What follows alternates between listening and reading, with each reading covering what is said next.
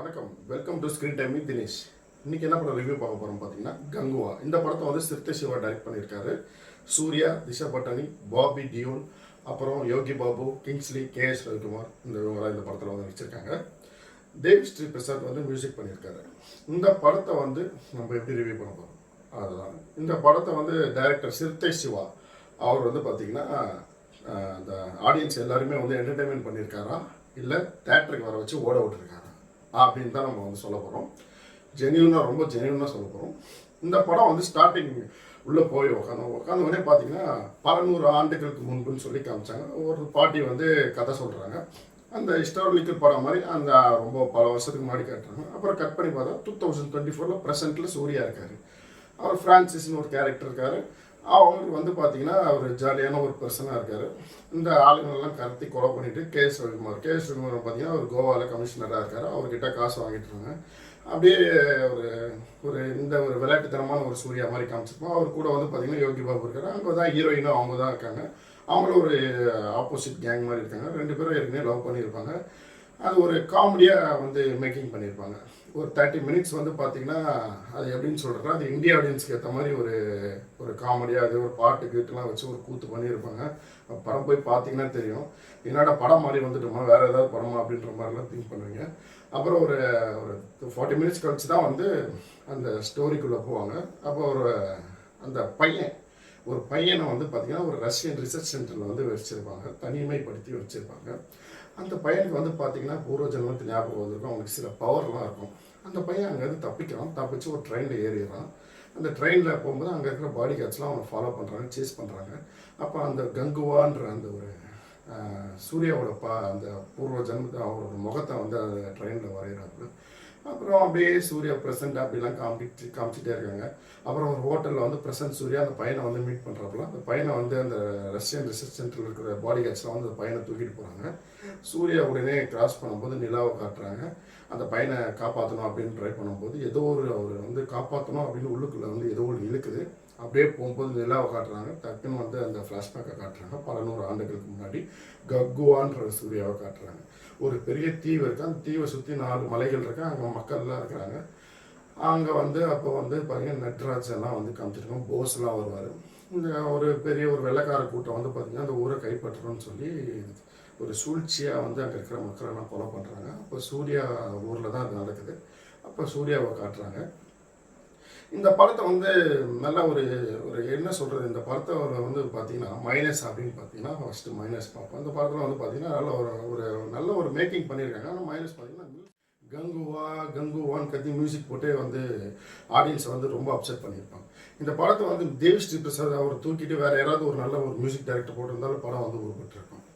இந்த படத்தில் வந்து பெரிய டிஸப்பாயிண்டட்னு பார்த்தீங்கன்னா தேவி ஸ்ரீ பிரசாத் தான், மியூசிக் தான் அப்படின்னு சொல்லலாம். அப்புறம் வந்து பார்த்தீங்கன்னா ஃபைட் சீக்வன்ஸ்லாம் ரொம்ப பில்டப் கொடுக்குற மாதிரி எழுதுறாங்க. அந்த காலத்து ஒரு படம் எடுக்கும்போது ரொம்ப ஃபைட் சீக்வன்ஸ்லாம் ஒரு 50 பேர் அடிக்கிறாருன்னா ஒரு நேச்சுரலாக காட்டணும். ஒரு காட்டுக்குள்ளே ஒரு ஃபைட் சீக்வன்ஸ் இருக்குது. அப்போ வந்து பார்த்தீங்கன்னா சூர்யா வந்து தனியாக வந்து ஒரு சின்ன பையனோட இருக்கிறாரு. இவ்வளோ பேர் வராங்க, எப்படி அடிப்பீங்க அப்படின்ற மாதிரி ஒரு ஃபைட் சீக்வன்ஸ் வரும்போது திடீர்னு வந்து வில்லு விடுறாரு, திடீர்னு வந்து பாம்பை வில்லில் சுருட்டி விடுறாரு, அப்படி விடுறாரு இப்படி விடுறாரு. அதை கட் பண்ணி அந்த ஃபைட் சீக்வன்ஸ்லாம் நம்புற மாதிரியே இல்லை. இது எக்ஸாம்பிள் வந்து பார்த்தீங்கன்னா இந்த படம் எப்படி இருக்குன்னு பார்த்தீங்கன்னா மாவீரன் ஒரு படம் வந்தது. ராஜ்மௌலி சார் வந்து டைரக்ட் பண்ணியிருப்பார்.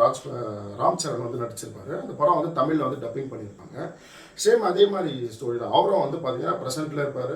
அவர் வந்து கஜோலா ஹீரோயினாக நடிச்சிருப்பாங்க. அவங்க லவ் பண்ணுவாங்க. அவங்க 2 பேருக்குமே வந்து பூர்வ ஜென்மத்துக்கு ஞாபகம் வரும். இதுலேயும் அதே மாதிரி தான். இந்த சூர்யாவுக்கும் வில்லனுக்கும் அந்த பையனுக்கு எல்லாருமே வந்து பூர்வ ஜென்மத்துக்கு ஞாபகம் வரும். பூர்வ ஜென்மத்தில் இவர் என்ன பண்ணியிருப்பார் அப்படின்னா ஒன்றுமே பண்ணியிருப்பார். அந்த ஊர் மக்களை வந்து இவர் காப்பாற்றிருப்பார். வார் நடந்திருக்கும். வாரில் வந்து எல்லாரையும் அடிச்சு பறக்க விட்டுருப்பாரு. பெரிய சாகசம்லாம் பெருசாலாம் காமிச்சிருப்பாங்க. அட்வென்ச்சர் விஎஃப்எக்ஸ் இந்த படத்தோட ப்ளஸ்ன்னு பார்த்தீங்கன்னா விஎஃப்எக்ஸ் வந்து நல்லா செலவு பண்ணி காமிச்சிருப்பாங்க. முதல்ல சீன் வரும். அந்த முதல்ல சீன் வந்து 1 கோடி அப்படின்ற மாதிரி 1 கோடி செலவு பண்ண முதல்ல சீனு. அது கொஞ்சம் ஓரளவு பார்க்குற மாதிரி இருக்கும். மற்றபடி வந்து அந்த அட்வென்ச்சர் சீன்ஸு இதெல்லாமே வந்து நல்லாயிருக்கும். மெயினாக வந்து ஜூனியர் ஆர்டிஸ்ட் இந்த படத்தில் வந்து நல்லாவே நடிச்சிருப்பாங்க. அந்த இடத்தோட செட் ப்ராப்பர்ட்டின்னு சொல்லுவாங்க. செட் ப்ராப்பர்ட்டி, அப்புறம் அந்த ஜூனியர் ஆர்டிஸ்ட்டுக்கு மேக்கப்பு, இது எல்லாமே வந்து இந்த படத்தில் வந்து ப்ளஸ்ன்னு சொல்லலாம். நல்லா அந்த ஜூனியர் ஆர்டிஸ்ட்லேருந்து எல்லாருமே வந்து கேரக்டர் ரோல்லேருந்து எல்லாமே அவங்களுக்கு கொடுத்த கேரக்டர் நல்லா எஃபர்ட் போட்டு நடிச்சிருப்பாங்க. சூர்யாவோட ஆக்டிங் ரொம்ப நல்லா இருக்கு. ஆனால் அவர் இவ்வளோ பில்டப் கொடுத்து இந்த படத்தில் வந்து நடிக்கணும்ல, நார்மலாகவே அவர் வந்து நடிச்சிருக்கலாம். இதெல்லாம் வந்து தேவையில்லாமல் ஸ்பாட்டெல்லாம் அவருக்கு வந்து கொண்டு வருவாங்க. அந்த பாட்டெல்லாம் கொஞ்சம் வரும்போது தேட்டரெல்லாம் ஓம் சக்தி பராசக்தின்னு கத்த ஆரம்பிச்சிட்டாங்க. அந்த மாதிரி தேவையில்லாத பாட்டெல்லாம் கொஞ்சம் தூக்கியிருக்கலாம், பில்டப் சீன்ஸ்லாம் வந்து குறைச்சிருக்கலாம், பிஜிஎம் குறைச்சிருக்கலாம்.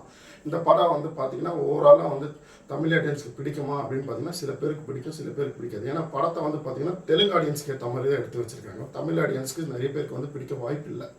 அந்த மாதிரி தான் இந்த படத்தோட மேக்கிங் வந்து இருக்குது. ஆனஸ்டாக சொல்ல போனால் அந்த மாதிரி தான் எடுத்துருக்காங்க.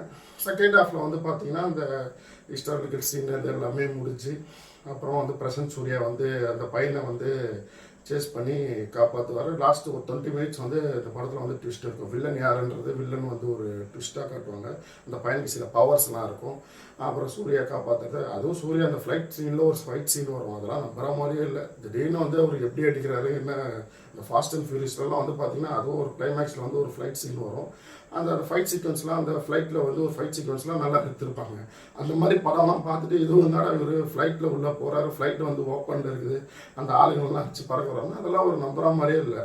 அதெல்லாம் பார்த்து நம்மளே தரையில் வச்சு ஓடி போயிடலாமா அந்த மாதிரி இருக்கு. என்ன ட்ரா பண்ணி வச்சுருக்கீங்க, இதெல்லாம் ட்ராபேக். இந்த படத்தில் வந்து ஃபைட் சீக்வன்ஸு, மியூசிக்கு இதெல்லாம் வந்து தெலுங்கு ஆடியன்ஸ் மாதிரி எடுத்து வச்சு தமிழ் ஆடியன்ஸ் வந்து கொலை பண்ணியிருப்பாங்க அப்படின்னு தான் சொல்லலாம்.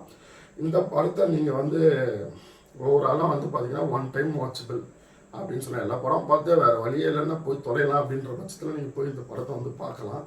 ஒரு எப்படி சொல்கிறது, ஒரு அட்வென்ச்சர் பிடிக்கும் அப்படின்ற மாதிரி அந்த மாதிரி வந்து ஹிஸ்டாரிக்கல் படம்லாம் பார்க்கணுன்னு ஒரு ஆசையாக இருக்குது. விஎஃப்எக்ஸ்லாம் எப்படி பண்ணியிருக்காங்க அப்படின்ட்டு பார்க்கணுன்ற பட்சத்தில் ஒரு தடவை பார்க்கலாம். மற்றபடி விஎஃப்எக்ஸ் இந்த படத்தில் வந்து நல்லா ஒர்க் அவுட் ஆகிருக்கு. அந்த இடத்த செட் ப்ராப்பர்ட்டி, அந்த லொக்கேஷன்ஸு, அந்த அட்வென்ச்சர் சீன்ஸ்லாம் பார்க்குற மாதிரி தான் இருக்குது. இந்த படத்தோட ரேட்டிங் நம்ம சேனலில் அப்படி என்னன்னு பார்த்தீங்கன்னா 2.5 out of 5. மறக்காமல் வீடியோ பிடிச்சிருந்தா லைக் பண்ணுங்கள், ஷேர் பண்ணுங்கள், சப்ஸ்கிரைப் பண்ணுங்கள்.